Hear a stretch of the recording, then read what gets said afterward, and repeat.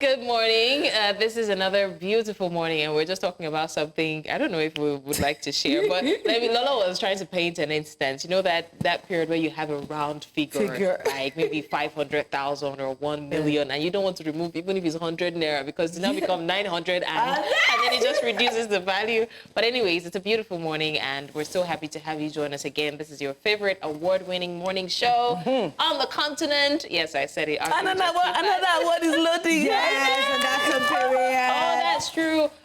One of ours, or two of ours, Catherine and Annie have been nominated for the Eloy Awards, and we're definitely going to keep you updated on how that goes. We're excited, and we're so happy for them. Congratulations. Congratulations. How do you feel? Well, saying that two of us who represent the Jasiri ladies, I think I'm pumped because of the fact that Jasiri is recognized, even if it's an individual award.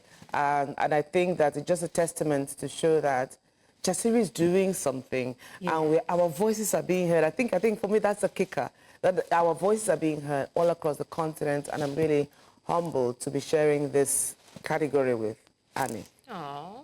Whether Annie likes it or not, Annie is a Jasirian. She is. I'm so excited. I am. So we are... Maybe I get to present the award as a Lifetime Achievements lady. Then they'll be playing that music for you to get to the part where you say the award, because Lolo is going to sing and take us on a journey of, you know how, when you want to present, and she'll say, you know how you say, this category is something close to my heart. Yeah. So Lolo, if you're supposed to present that category, how would Ladies and gentlemen, I just want to say that this award is extra special because the women that are nominated on this particular category are all, you know, close to my heart. And whoever wins tonight, I consider you all winners. Wow. But somebody must take the, you know, the medal home. Okay, so... again, all right. Okay, so at this point, I mean, we're more than halfway through the week. Yeah, so... Just one more day. I'm going to ask how... What? One more day and the week One is more done. day. I'm going to ask how your week has been. I think mine has just been so-so. Yeah, actually, it's a so-so thing across My board. week has been terribly, very stressful. That's why it's Beyond so-so. I was on the movie set from Friday. It ran till Monday. I wasn't around for 2 days. And it's, you know, when you're shooting in it's a series, and it's like a face me, I slap you kind of series. Yeah. So you can imagine the heat in the location. Where? No, it was like as if I was being cooked. And I was on set till this morning. I rapped. In fact, they sang my rap song for me like 1:30. This is a lovely pair of glasses that you have on. It is? Yeah, it is. I'm actually looking at it like, oh, they're so demure. I just love it when Catherine like stops and my beauty stops her in her tracks. Oh my God. It's like I'm being tracked. Blessings, get in here. Blessings, laugh heartily I'm when it concerns my beauty.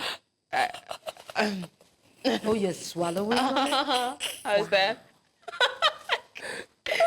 You can't force me to mean laughter. You know, I've always said this thing that I can succeed at shutting up, but I can't shut up my facial expression. Because I'm the one that'll look at you like, wow. No, you can't. You're not. It's not that loud, but people who know you know it. And the subtlety is a killer. No, she's The subtlety is a killer. anyone that thinks this is sugar, oh no, she's sugar, but the spice in it, very ginger. Oh no, I know. Okay, well, having said all of that and analyzed ourselves on this table, yesterday on the show, we mentioned that the detained minors of the End Bad Governance protest had been released, and an arrangement has been made to transport them back to their respective states. Well, we have seen some videos circulating online of the supposed protesters being welcomed home. I don't know if we have the video now, but very shortly we would have the video playing. And I believe we also have some pictures from Kaduna where the protesters were welcomed by the government with gifts of 100,000 naira each and mobile phones for each 39 returnees. We don't have the video just yet, but what do you ladies think of that development? By the way, I saw a picture side by side, and they were like the minors that were arraigned in court and the minors that were released. They were two different categories of people. I was seeing egbons and uncles. No, this is something that happens in Nigeria a lot, and you're a bit confused. That is just like those bishops. Do you remember the bishops? bishop. Oh, those clergymen that were at the rally during election. Oh, yes. You know, there's that kind of syndrome where you'll be wondering that, are these the same people or are these things for photo op? Yeah. Because it's quite confusing when this happens. Like, where did they come from? Where did the actual minors go? Nigeria was a country. Nigeria is a comedy of sorts. Honestly. And I don't know whether it is something, and I've said it before, there's swear for us. There's so many things that are appalling to the eye. It just doesn't make sense, but we collect it. Because sometimes... do you know, we are not the people who are quiet. No, we are quite effusive. We are loud. We take over. But the things that we witness in our country and that we keep quiet about. I remember when Daniel was here, Daniel said that, you know, our judiciary is a sham, or it's a joke. The judiciary system is a joke. So when you see things like this, you ask yourself, what is going on in the country? Now, meanwhile, in Lagos, we know that there was a press conference. There was a press conference by the hashtag End Bad Governance in Nigeria group yesterday, in which they described, and they said that tomorrow, Friday, the 8th day, is a day for a peaceful rally to demand the release of all detained and bad governance protesters who are on trial for treason. That is, so we know that this is the undercurrents of these, these that are still going on. Undercurrents. But, you know, we've sat on this table, plusieurs fois, go ahead. several times. Sorry. We've sat on this table several times, and we've said, how do you expect people to still come out to protest when it seems like you're protesting in vain? Yeah. When you don't see anything come out of this protest, people dedicate their time, their energies, everything. They put them on pause and come out to protest. But it seems every time they're met with a brick wall. You know, that's a question I've always asked, that, you know, we keep saying, oh, the youth are not doing anything. Even so, before now, people would say, oh, whoever needs to risk their lives should risk their life. But we saw that happen during NSAS. People lost their lives and they even denied it. But the thing is, when it comes to struggle and winning, it has no end. Because until what you want is in your hand, you cannot stop. Because a lot of us in Nigeria, I think that we're just short-term people. Well, like, we get short-circuited. These ones are small, maybe because they've had a bath and they look, those look young enough. Yeah, they look young enough. You know, sometimes when you are hungry and unkempt, you have a way of aging. Yeah. But when you get yourself together, you're like, is it the same person? You know, I think they cleaned up nicely. That temporary relief that they feel, the gift of mobile phones, the gifts of money, that temporary relief. Some people take it for, at least there's something that came out of it. At least there's something that came out of it. I don't know if that's a plus or a minus. No, but I'm happy that the president waded in and those boys were released. You know how Nigeria is. Before you know it, these boys just begin to stay in prison, languishing, awaiting trial, and years would pass. And before they become those nameless detainees that nobody really remembers. They are all in our prisons. They don't have files. They don't remember their offense, but they are there. Okay. Some don't even know their Some don't even know their offense. So at least this one, go back to your mama and papa, go and eat rice and kunu, and let us have peace for a little while. So would you tell these ones now to come outside again and fight for the country? That's a question for another day. It's a question for another day, but it's what it is. If you want to struggle for something and get it done, it is a continuous fight. You cannot give up, like a Mandela. Okay. Anyway, we'll be going on a break. When we return, we'll still have some little stories. Okay, Thursday on the show with Tolu, we were just about to jump into a very interesting conversation on family dynamics, trauma, and the impact of socio-economic stress on family relationships with Coach Lara. We couldn't take it. Well, we promised to bring the conversation to you this week. Well, good news, it's happening, and it's today. So right after the break, you will just get ready to enjoy a great conversation that we had with Coach Lara. So stay with us. This is Jasiri right here on News Central. Please join the conversation via our social media platforms. We are at News Central TV.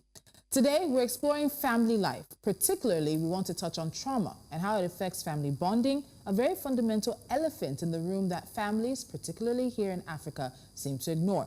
As we delve into the topic of family dynamics, we're opening up a conversation that shapes so much of who we are, from childhood into adulthood. Relationships with our parents, the emotional availability we experienced or didn't, and how the unspoken lessons we absorbed can all shape how we approach intimacy, conflict, and self-worth. There's often a misconception that only children from divorced or single-parent homes face challenges in forming healthy relationships, but many people have parents who stay together in toxic, resentful environments, and this also impacts them deeply. Today, with Coach Lara Kudaisi Don Mama, we will explore these and more and how they affect our family bonds, parenting approaches, and ultimately our society. It's our pleasure to welcome, you see it happens, Coach Lara to the show. Welcome to Justin. Thank you So much. Her skin, oh my goodness. Did you touch her? No, I didn't touch her, boy. You touched. I could see myself. Lala will not touch now. Everybody's Lola's lady here. It's okay. Yeah. Anyway, I believe it's best to start this conversation from the parenting angle, maybe because that's where I am at, you know. That many African parents actually do struggle with the emotional side of parenting. We are grown now, and many of us are parents ourselves. I believe we can also agree that they did their best with whatever knowledge they had at that time. So let me ask you, how would you describe your own relationship with your parents? And in what ways did you think that, shaped your decisions in the early life? Because we need to really now know that there are so many stratas or differences of parenting from then and now. Right. And now we have something odd and funny they call gentle parenting. She said it's gentle. She said gentle parenting is odd and funny. Yeah, because I really... you struggle to be gentle. I struggle. Not as gentle, to a large extent. Compared to me and Mama, you are gentle. Yes, but it's not that gentle. So, let's just delve a little into, the differences, how your own upbringing actually shaped your present. Okay, so I'm the firstborn. Of how many? Of 4. Okay. You know that naturally that affects everything in an African home. Yeah. But mine, being firstborn for me is different. I was spoiled. I was a spoiled firstborn. Ooh. Yes. I've never heard that before. I'm one of like 0.05% of spot. Yes, I am. Like now, a lot of firstborn ladies, they have a lot of response. I don't know, like they didn't raise me that way. So I think I'm the first grandchild. I don't know what happened. Everybody just, hey, Lara, that kind of a thing. So they allowed me, my parents, always playing, funny, singing and stuff. But everything changed when I think I became a teenager or something. And I always say till today that my parents, because sometimes you don't understand the kind of child you have. So me, I just wanted to talk, sing, go everywhere. And my parents are very conservative. So singing, always talking, going everywhere is a problem. You know, that kind of a thing. Anyways, long story short, I got pregnant by the time I was 19. Wow. I was in the Polytechnic, my second year in the Polytechnic at that time. And before then, I was just a church girl singing. I used to sing a lot. Worship, leading everywhere, different churches, all those things. Model child. Finished secondary school at 14.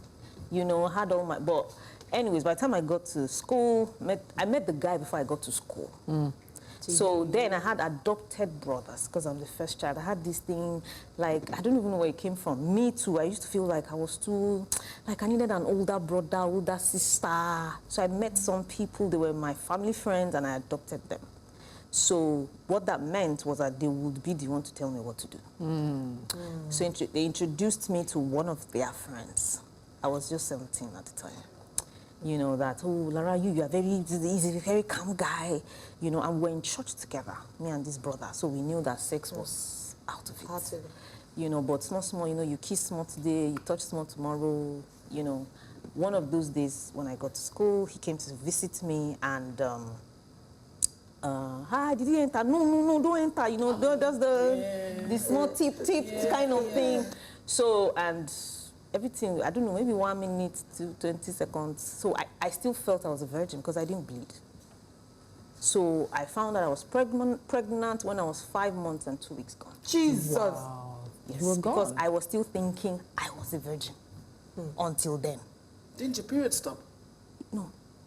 Wow. It's not for You know. everybody. Yeah, period Yes. stopping for everybody. It's the norm, but it doesn't mean that there are no exceptions to that. Yes. So you had what you say sounds like you had a pampered and coddled childhood. Yes. Because somebody would think that a child who gets pregnant at 19 has a different kind of childhood, probably different kind of influences. Yes. But you had a pampered and cuddled childhood, and then you find yourself pregnant at 19. When you told your parents, how did you tell your parents? Did you tell your parents? What happened after you told your parents? That question. Oh my God, thank you, Lotu, for that question. Because, so first of all, my mom, I felt like, I'll just kill her. My dad was away in Abuja for work at that time. So I had a friend that said, no, you cannot tell your mommy or blah, blah, blah. And I had broken up with the uncle, you know, because I was just a young girl. I'd met another one that this one is better. We just go and say yes to this one, but let me properly break up from this one. And I just found out I was pregnant. So my friend, I remember then when we did the test, I thought it, I'm like, is it how they get pregnant? Wow. You know, I can't, because she was like, Immaculate conception. Did you have sex? I'm like, you know. She was the one that dragged me. Let's go and do test. I said, which pregnancy? We didn't say, let's go. So when we got, I just told it. It's like, so now that you have done it, what's the evidence to tell anybody? Because I'm like, I'm not pregnant. Long story short, Aisha agreed to pay her because we went to another hospital and they confirmed. So she was like planning with me, your mom must not know your daddy will kill you. She had done it before, so I'll take you somewhere. You have to lie to your mom that something. That's how I went to lie to my mom that there's one black blood somewhere that they said they want to go and take out. I can't even remember. You know, my mom was like, so, you know, I need money and all of that. Okay, she said, okay. She bought that? No, wait. Thank you. So 6 a.m. next morning, she came. Yeah. My mom is Yoruba. She said, oh, Molara, Molala. I had a dream. I had a dream and I saw you. And I saw you. And that spirit said to me, that you are with this child is with child. You know, yes, because my mom dreams till today. So I was like, no. What? She was like, she now started, you know, parenting style. You know, if some people, everybody's destiny is different. You know, some people in this life, you know, that's their destiny. And she just went like that maybe that's your own. It's not a big deal. That's how I said, yes. That's how I told her. Everything that's so everything. She was just like, your father will kill me, all of those things. So she too told her friend that took us to hospital to take it out. At 5 months. So we didn't know how much it would be, how far I was at that time. Because you were quite, I'm sure you were so tiny. I was tiny. Imagine You're still me, tiny. I'm still tiny. So imagine me at 18, 19. So it was when, you know, then they told the doctor, our daughter has done something bad. They couldn't even say pregnancy. Wow. Just need you to help us to that, to cover the shame in the family. You know, the doctor was like, okay, let's do scan. And then he did scan. And I said, I can see the head of a baby. My mom fainted, literally. Wow. So that was when my life started. So the woman was like, that's the end of school. Because I was already in school. So I was already supposed to resume for my second year in the Polytechnic. I was the PRO of my department. I was the choir leader of my fellowship. I was the choir leader of the, you know, in town, church in town, then back at home, you know. So it was, I don't even know what, I just wanted to die. The reason I bring this up is there's a lot to your story. Yes. And we are having this conversation about family patterns, family dynamics, trauma. And as you're talking now, the interesting part for me is I want to know, did your parents keep you at home? So you're not going back to school. and then you don't have a skill. Now you're bringing a child into the world. And it seems oftentimes that the punishment that is received for this pregnancy then becomes a lifelong consequence. Yes. Because a young girl particularly, because now the boy continues with his life for a lot of the times, is the one who is removed from school. She's not able to keep up. She's not able to learn skills. She's constantly punished. She's constantly ridiculed at home. She steps outside. She's ridiculed on the streets as well. And that punishment that they want to use as a deterrent becomes a lifelong consequence. Because you talk about often when you share your story about the abortions you had. Yes. And the relationships you got into. I want us to get into that and then we expand the conversation as well. Yes, okay, so when that happened, they didn't keep me at home. You know, it was a plan, me and my mom go back to school, tell my dad on the phone and all of that. So I was left to raise the child in school. Wow. My dad sent word, I don't want to see you, all of those things. Wow. Yes. So eventually, of course, I returned home, plenty begging and stuff. So what that did was that my father said, okay, I didn't impregnate you. I will take the child, but you're going to be responsible for that child. You know, so which meant that at 19, I started going to work. At 19, I started paying, you know, minder fees or creche, you understand, 20, I was paying school fees. So what this did, first of all, a lot of things. Number one was it made me very hyper-independent. Because I was just a child, you know, that they are supposed to still be taken care of. Yeah. You know, so I became an adult. And that's why I said now, yesterday was my 41st birthday. Wow. I say that I feel 61. Because my responsibility as, you know, because of, I started very early. Yeah. You know, so that affected my relationships with men. I would now be their mother. Because I started caregiving that early. Do you get? So only if feminine men will be attracted to me. And I want to build them, you understand, help them, Pour into them, you understand, invest in pour into them. them, all of those things. So number two was that showed me, when my parents did that no, they didn't love me. Because my dad, so when I was pregnant, I also had this breast abscess that made me not wear bra for months. So anytime my dad saw me, he would be like, you know, that child that would be thought would be somebody great in life, you know, you're finished, nobody would marry you, you get. So now I know that it was from his hurt at that particular time, you know, but he would say even cha-cha.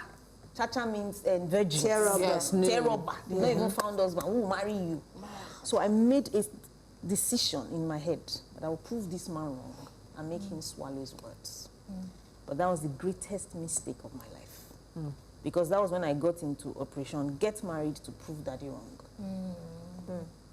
Which all of us do. A lot of people, oh, my ex, oh, I must show this person. So I went from one relationship to another because the goal Was to prove Daddy wrong. Get married and prove Daddy wrong. You know, so if I stayed in one relationship and, you know, because naturally it's a disaster. First, I had low self-esteem. I felt like every man that came to me was doing me a favor by being with me after one. That's what my dad said. You are after one. Cha-cha, they are the preferred. So I'm not preferred. So I did a lot of crazy things that now if I remember, I'll be like, ha! What are you thinking? How many abortions? You understand, 15 abortions.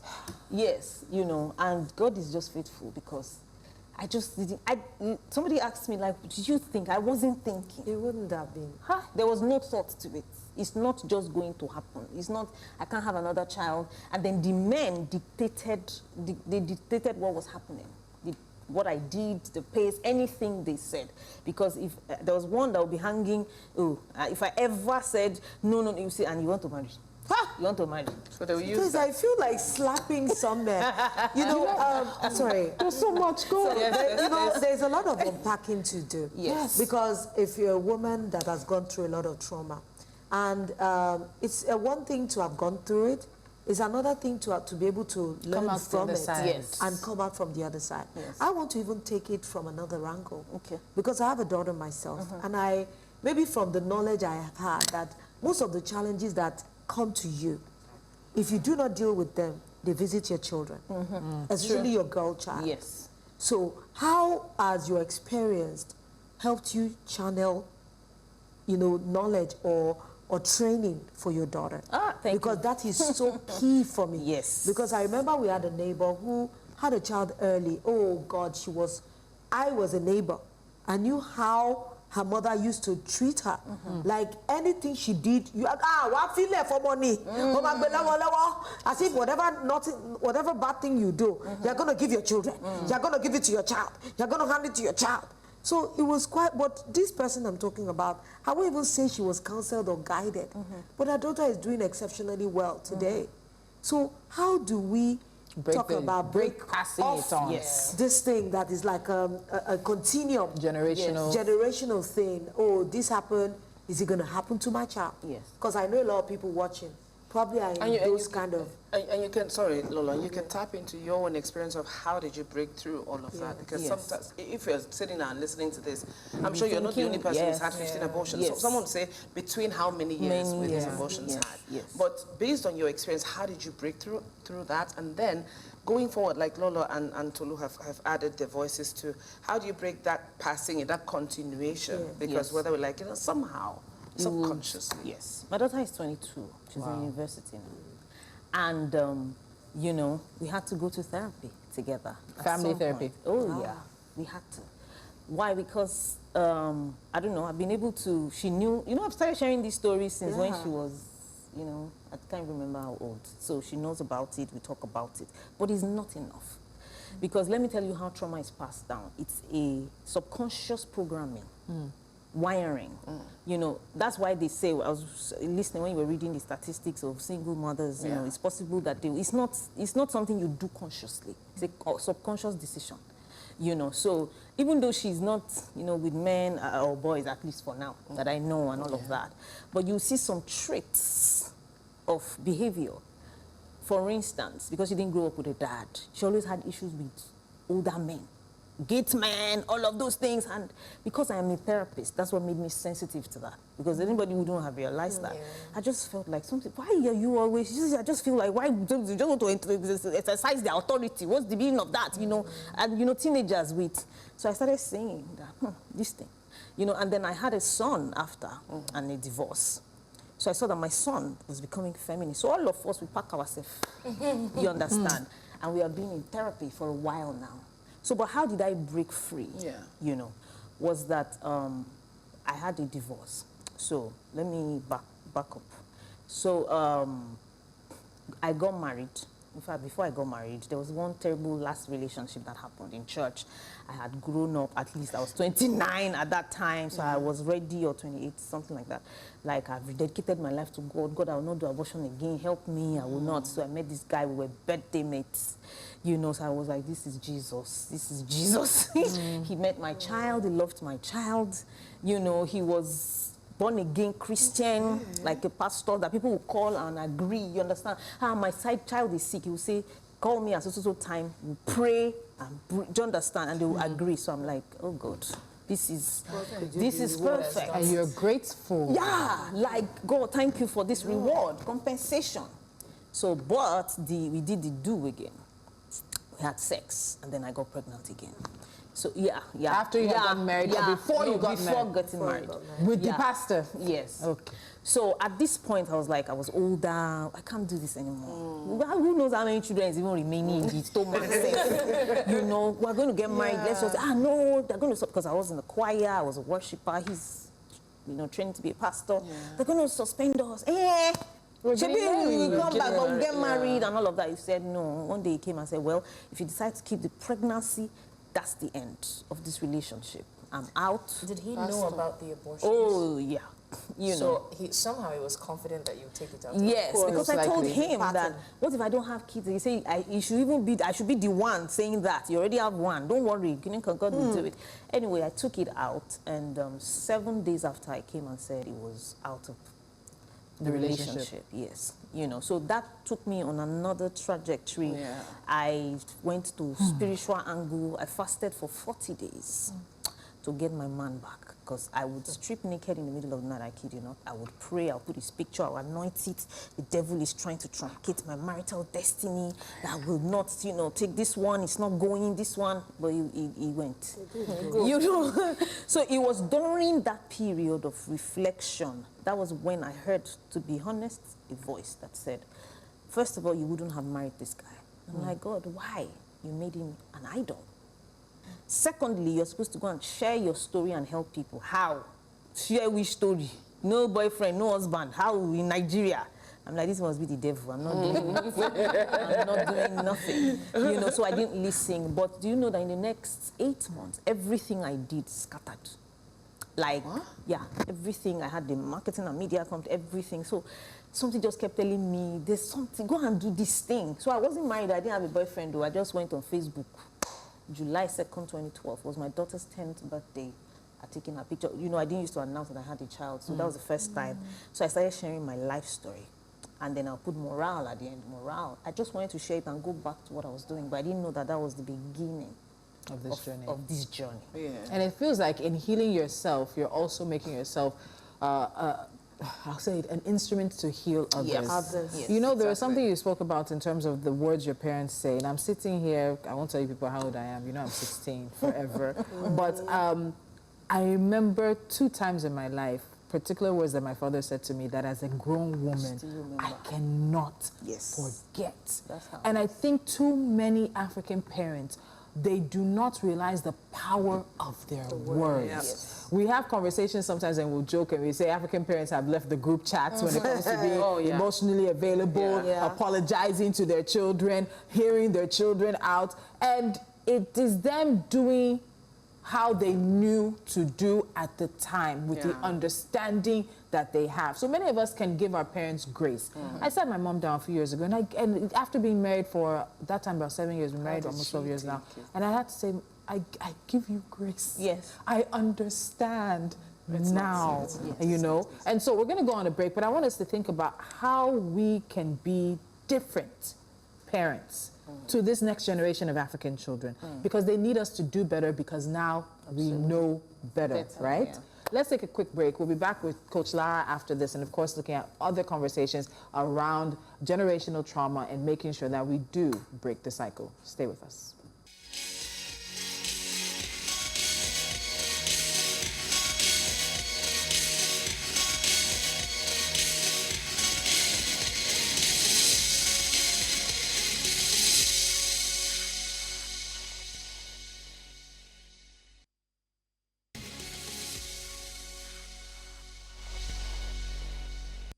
Welcome back to the show. We still have Coach Lara Kudaisi Don Momo in the studio, and we're talking family dynamics and, of course, healing from it. Coach Lara, this is going to lead us to a wider conversation on family dynamics. But Tolu said something before we went on the break, and I want to follow up on that. And that is how we can do better with this, especially the new generation children, because they are made different. They are made different. I feel like this generation and our parents would have been a perfect match because they will burn down their house, you know. So, and again, it's easy to say, oh, our parents, you know, some of the words they said to us. I also remember some of the things my mom said to me, and I know that it's not particularly easy for them, even to apologize, because they still see it as, oh, I'm your mother, I'm training you, is for your own good. So how do we do better, having in mind the intention to create that balance? So we need to heal ourselves, because whether we believe it or not, or accept it or not, it's like you all have said, it's a generational thing. So you notice that in some families, the women are strong. There's a reason why. It started from one person. And what you behold, you become. You know, so you would see that in, you know, in that family, the girls are strong, you know, and they marry feminine men. They are the ones who lead. Or in that family, there will be a lot of divorces. It's not anything spiritual, it's psychological. Because what you behold, you become. So what that means is that the things our parents have done to us is living inside of us. We will repeat it, but we may not repeat it exactly the way they have given it to us. Why? Now, I told you my daughter is 22. Now I'm kinder to my mom and my dad. Because I'm realizing, what? This is what you went through? Because I showed them shaggy. You know, but now I'm realizing that because who goes through 14 heartbreaks, 15 abortions, and a divorce? You cannot be normal to raise kids. In less than 10 years. Yes. In less than 10 years. So you cannot be normal. So, of course, I took out a lot of my pain, you know, my daughter. you know, but I recognized it at some point that I would destroy myself, destroy this child, destroy this whole family, you know. So first of all, I would, whenever I shout, I would apologize, you know. For instance, maybe there was no rent, I didn't have money for rent, and somebody is talking to me that I'm like, you are just something, you know. And later on, I'll come back and say, you are not anything, no, it's rent. I'm looking for rent. You know, our parents would never say that. Do you understand? I'm frustrated. Mommy doesn't have money. It's nothing to do with you. You get. So, and the more I healed myself, the better I got. The more grace I could give. Now we can have better conversations with them, you know. But it's just a mid. I still believe all this gentle, I don't understand gentle parenting, anything. I'm just in the middle. My daughter used to say when I go to her school, our friends all love me. Like, your mommy's so young, so pretty. So she always said, she's not cool, mom. Because I will give you backhand if you still do, you know. I didn't give her a phone until she was out of secondary school. I love it. You know, those kind of things. Because you know, and even though I tried, but I realized later that I was trying to overprotect her. You were trying to guard her from your mistakes. And then I overprotected her. Do you understand? Don't go out, don't do this one, don't do this one, don't do that one. So you then came to that realization yourself? Myself, you get. So I now started having conversations. That's the work, huh? So that's the work. We have to be truthful and humble with ourselves and our kids to be able to acknowledge our mistakes. You know, the problem is that we always like to think, mommy got it all together. In this 2024, nobody got it together. So you should be able to be honest with your children. Like, see, I shout to, you know, sorry, it's because. So you make them understand that it's not like I'm a bad child. It's not that mommy hates me, because you know some people believe that their mom hates them. So, you know, that takes us to the next point in this conversation, which is external validation. And I think it's also a little bit cultural, because in the West, there's a lot of individualistic upbringing for children. We may not want all of that here, but a lot of us as parents want to always say, you can't disgrace me in public. Again, that is what the public thinks of you as a parent or your child. Kinika so you'll be comparing your child, did so-and-so that came first, does he have two heads? There's a lot of things that we don't realize end up being us putting external validation on our children and even ourselves. And when I listen to you, and I'm thinking back on some of my childhood as well, I was a PK, preacher's kid. That's one of the hardest places to grow up, because you end up being an extension of your parents. And you're not the perfect one. I'm not the one that had the calling. I tell my parents all the time, I'm not the one that had the calling. Guys, you might need to tell somebody I've disowned now, because I have my own path to walk. So when it comes to this conversation about external validation, what we then see is that when people grow up, they go back to their parents to look for validation on who to marry, what job to take, what to do with their lives. They're looking for, you said you were looking for older brothers, mentors. They're looking for someone outside to constantly validate who they are, where they are. How do we break that?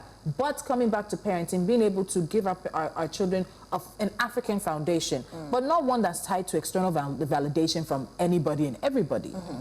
So you first to know this thing, that we are manifesting our parents' pain or mistakes, but in a different way, cute and funky way. In a demure.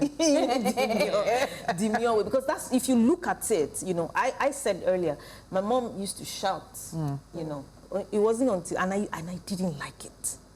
But by the time I realized I'm always shouting. My kids were shouting. Do you understand? So we all inherit some of those things. So even those external validation and things is still in us too. Because we want to go to Dubai, you know, with our kids and post. We want to make sure they go to schools where they are paying millions of... Those are the things we are doing that is also frustrating and reshaping these children in a wrong way. You understand? So it starts from us. It's not even with the children first. It's you as a mom, as a dad. If I don't pay this money, or if I'm not in this club, am I okay with myself? If I can be okay, because that's what your children will emulate. It's not what you tell them. It is what they see. It is what they see. We become what we behold. So we all have the tendency to repeat our parents' family patterns, our parents' mistakes. So that's what we call the generational trauma. Except there's an intervention. Because how you see them is how you pick your spouses. Your father is going to be influenced the kind of man you pick. You understand? Because that's the familiar. It's either you are saying, I don't want anybody like my dad, then you now go to the extreme. To the extreme. or you pick somebody exactly like your dad, then the family problem comes. I'm sorry, in that line, there's something you also said about noticing that your daughter started having issues with men. Yes. And I think it manifests in different ways because thankfully I didn't fall into that trap, but I grew up not having a father figure. And I realized that eventually I started warming up to older men, looking for a father in them. And I was almost exploited in that regard, you know. So it was eventually I had to call myself, and I found out that it was a pattern, you know, like, and once they just say, oh, I will adopt you as my daughter, I just melt, you know, and then I start saying that this is not adoption, this is not daughter. This is like, exactly, remove the G and put the Z. You know, so, but, and then you also said that you noticed quickly because you're a therapist, right? But not every parent is a therapist. So not every parent would be quick to pick up on that. So how would a normal parent, an ordinary parent, know that this is what this child is manifesting? And it's coming from me. Exactly. Yes, so you have to educate yourself first. School of parenting now, go there. Number 2, go to therapy yourself. Because if you know better, if you do better, you parent better. Yeah. Do you understand? And you raise better kids. So by the time you go to therapy, you see your own mistakes, problem. You start tracing. Is my daughter like this? Is my son like this? When you start, because you are now armed with education, you will start, you know, noticing. Because how would I have known? My son, he just prefers women. My brothers, they are just kind to him. We will video call. He will say, "Where's Auntie BC?" It's the wives that he prefers. So, and I'm realizing that no, this is not. If I don't get it, no. So now I'm married to a masculine man. My husband will say, no, follow, come here. You do understand? Why? Because even though I married my husband for my own pleasure and all of that, but that was put into consideration. Because I want them to see a functional family, a functional home. Coach Lara, this thing you just said, she's touching on so many things. You know, it's like when you eat. Let's one show for one topic. True. Like when you eat and then you're feeling all the different flavors bursting out in your mouth. Because what Blessing says, leading to what you said, guys, it boils down to intentionality. Whatever it is you do in this life, the next life, the life before, it's intentionality. You must be the one with the crayon and the paper to navigate where you're going, of course, with resources in front of you. Blessing said something about, because when you don't grow up with a father figure, you have the tendency to go that way. My children didn't grow up with their father. So my youngest, she doesn't have that because she's still young. But I'm ahead. And I'm looking at it like maybe if you leave her without guidance, there's a tendency that she will also be looking for going toward that. Figure. So we have conversations. So when you say, okay, you need to talk, we have conversations. I'm that parent that has the difficult conversations. I just remove myself and do like I'm acting a role. Let's call it, and we call the things the names that's the scientific names. So I explain, we do the work. That's why there's so many things to ask you. There's gentle parenting. There's parentification of older children. My sister, there's so much more. Perhaps we'll have you back on this team. No problem. But for now, let's look at, in your recent video on identifying trauma sources, you offered valuable insights. As in insights that were like nuggets, diamond nuggets. So in this instance, could you elaborate on this concept for our audience who are watching? Because what strategies would you recommend to establish healthy relationships, managing anxiety, managing depression, just conquering the environment that we live in? Because sometimes, or most times, in this Niger, my sister, parenting is a challenge. It is. It's you and God. Tolu just banned Korede from coming to the office. You see? And she's saying consequences, actions have consequences. Where is gentle parenting? Korede broke my stand. Oh my God. They are becoming what they are beholding. I forgot to wash dishes. See, there are so many specific incidents. I forgot to wash dishes. I was growing up in the US thinking, you can't do anything. If you call CPS, I forgot to wash dishes. My mother came to wake me up to wash dishes. Me, American child, thinking, I mumbled. She said, what did you say? I said, I did not say anything. She was walking away. I mumbled again. Do you know that? I didn't know the kind of hearing African parents have. The only thing you heard that I saw was the orogun coming like this.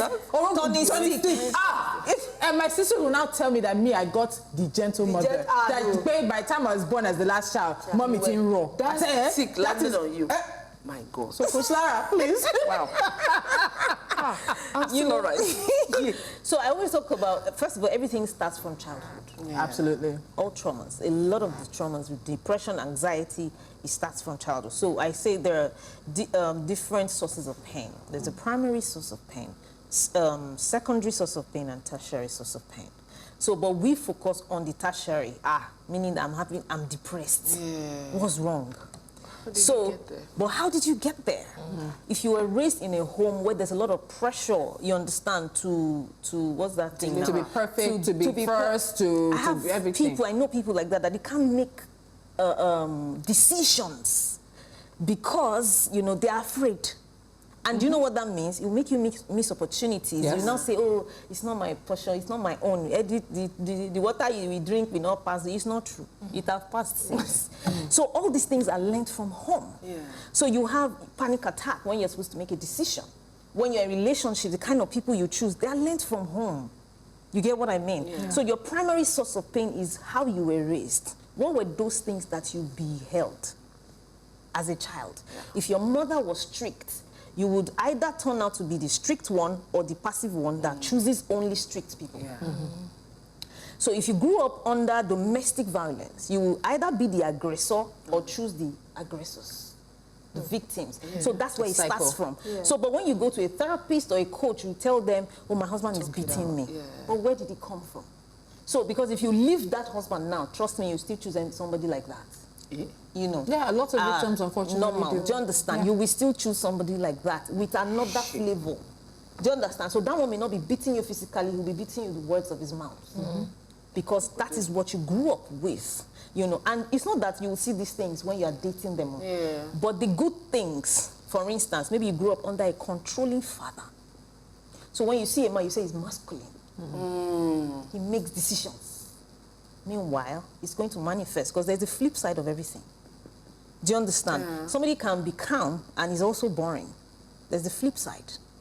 If you say, oh, I'm stubborn, or, you know, it means that I'm also resilient. Do you get what I'm saying? Yeah. So there's always the flip side, but we don't know that. You see, he's so kind, he's so thoughtful, he thinks of me. You know, it might mean that you'll be the one leading. Yeah, he's a feminine man. He's a feminine man. So, but we don't know this thing. We just feel so we just analyze people based on today. Or we also analyze ourselves based on today. But you have to trace it back. So when people come to me in therapy, we go to the beginning. Your primary source of pain, how were you raised? Because that's the reason why your life is like this. Trust me, whether you believe it or not. You are either saying, I'm against what my parents did, you understand? Or I am inside it. So against also means extreme, which is trauma response. They were beating my mom like crazy, so I will never be. So you now become the controller. It's trauma response. So everything is just finding a balance. So you have to find the balance. So you go back to primary source of pain. Then, of course, your secondary. This goes to our secondary school days. I have a client now, she's in her 50s. You tell me, Lara, I went to a school where we used to use small water to bathe. I'm in America. There's plenty water. But Lara, in 1 minute, I'm done. So am I traumatized? Are you like, so that's a valid question. I went to, because there's so many things I should even ask you privately. I went to boarding school from primary 3. I still find it difficult to use a bucket of water. Yeah. It's not like, my partner would look at me like, she could so many. But I would bath and I would use my hand to wash off the soap. Then I don't know how to waste. On the flip side of that, because I grew up how I grew up, my husband will be shouting about water. Because I can stay there for 15 minutes. So, and you're saying it, and it is in us. And when we think about it, it's just, man. You have to come back. But I want to ask, when she said, am I traumatized? I know on social media a while back there was a conversation about how many of us as Nigerians are walking around with some kind of trauma. But then people will say, oh, I survived, I didn't die. Parents will be like, but it didn't kill you, it made you who you are. So are we a traumatized people? Oh, we are, because I survived. She said it earlier, her children are doing exceptionally well. That's relative. Exceptionally well in their work, you understand? But you are a rigid person. You have anxiety, you're a depressed person, you're a controller, you are freaking out in your mind. Do you understand? You dress for people. You take jobs based on, you understand? Because that could be a result of trauma. You live at a certain location because of what people... Thank you. You see it a lot. Thank you. You understand? And children's schools too. Yes. Let me tell you why that is very high on my mind. Because I see a lot of adults now. Somebody said, my parents raised money, you understand, they wanted me to go to the best school. So, but they couldn't afford the other extras. Like going on vacation to the UK. So do you know what that made her? She's now in between. I can't relate to poor people. I can't relate to I can't relate to my... Do you understand? She's in between. So there's low self-esteem around everybody. So when she sees poor people, I want to dominate them. But when she sees people, she can't go near them. So she's usually the top of her group. Do you know? So she's always looking for people where she will be... She will dominate. Wow. Let me ask you, Coach Lara, I know we have to wrap up. What is the most... what's the deepest... theme you've dealt with in counseling people? Because I know this is as we were talking, I was saying, that means everybody in Lagos needs counseling. Yeah, Lagos, so what is Nigeria. Lagos is because we all live here. Yes. What's the deepest issue that has come to your table in terms of counseling? So let me add the last question so we can wrap up. And then in forgiveness, because I see you as someone who has forgiven herself. Yes. And even if you acknowledge your trauma and all the situations you've been through in life, if you do not forgive yourself and have compassion for yourself and be able to say, Tolu, 18-year-old Tolu, I'm sorry. Yes. I forgive you. Yes. I understand. Yes. It becomes difficult to move forward. So you have to answer the two questions in 1.5 minutes. What's the deepest? Yes. Okay, so deepest. What do people come with the most to you? It's marriage. You know, 95% of my clients are women. So it's usually marriage. It's either I'm divorced, I want to remarry, or I'm in an unhappy marriage. Or I'm cheating. You know, or they are cheating on me, or I'm cheating on them. You know, those kind of things. Then we now take it to the childhood and realize that, madam, the reason why you're like this is because of where you are coming from. So you have to heal from that. Do you understand? So that's... Then about self-forgiveness. I got people ask me this a lot. How do you even say it? How do you even not, you know, beat yourself up in the secret and stuff? It's healing. I went through 4 years of therapy, non-stop, because I always say that now when my husband says, why are you doing? I say, well, 14 outbreaks, 15 abortion, divorce. Please, please, don't break me. I'm not normal. If you get my friend, go and sit down. You're a human being. What's that? You know, but it's true. So I had to, for you to see me be talking like this, I had to go through 4 years of deep work. People think we have been in therapy for 3 months. It's not enough. You are 40 years old. You are 45 years old. So, yeah. You need time to reprogram. First of all, you have to unlearn, detoxify all those toxic things. You understand? And that takes a while because there's still struggle. Yeah. You understand? Then to now start relearning and reprogramming takes a lot of time. You get what I mean? So self-forgiveness helped me, you know, I think it was when I started doing a course on identity. You understand? Because I realized that I had identity crisis, which was what was making me do all of these things. So in order to be able to find my real identity, at that time, I think the 35-year-old Lara had to speak to 19-year-old Lara. I forgive you. You didn't know better. You were trying to do this and this and this. You know, so I forgive myself and I forgive. So there's no more guilt anywhere, because I know that I didn't know better. So now, the way forward is, how do we repair? Yeah. Absolutely. And do better and help as many people as possible. You can then Please, how much is your session? She's coming back. Some people who are watching are saying She's coming back. Every time you see, every time we have people that are like therapists on the table, a lot of Nigerians do not know what the need for such people is. It is a need. Do you know that as playful as I am, I've never sat through therapy.